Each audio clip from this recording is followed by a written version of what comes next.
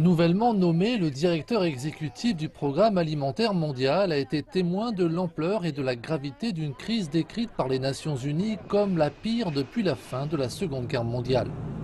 Auparavant, David Beasley était gouverneur républicain de Caroline du Sud, qui a fourni un soutien politique à la campagne présidentielle de Donald Trump. Maintenant, il frappe à la porte de la Maison-Blanche pour exhorter les États-Unis à faire plus.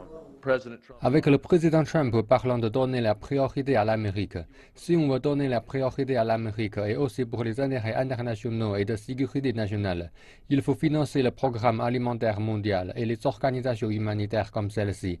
Parce qu'avec chaque dollar que l'on dépense ici, on peut éviter d'en dépenser plusieurs dans les opérations militaires. Cela ne fait aucun doute.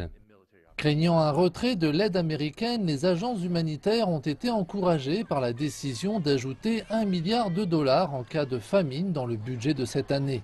Un budget adopté par le Congrès le mois dernier grâce à l'aide d'un groupe de sénateurs.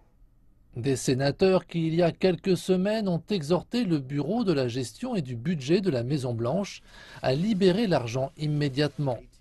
À l'heure actuelle, les fonds sont coincés entre les murs de la Maison-Blanche.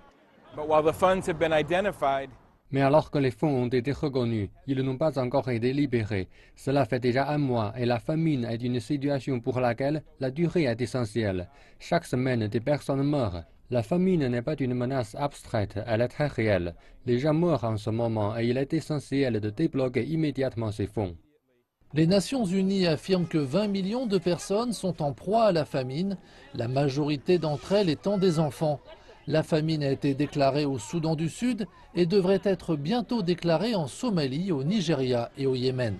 Le nouveau responsable du Programme alimentaire mondial affirme que les efforts visant à encourager les gouvernements donateurs à aider davantage sont rendus difficiles par ce qu'il appelle le désordre médiatique qui divage. En France, c'est le pan, le pan, le pan. Au Royaume-Uni, c'est Brexit, Brexit, Brexit. Eh bien, vous savez qu'aux États-Unis, c'était Trump, Trump, Trump.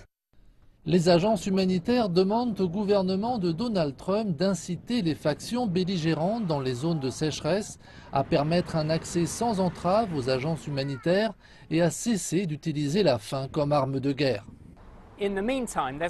En attendant, il n'y a actuellement aucun signe que les 990 millions de dollars que les législateurs souhaitent consacrer d'urgence à la lutte contre la famine et à la prévention seront rapidement débloqués de la Maison-Blanche.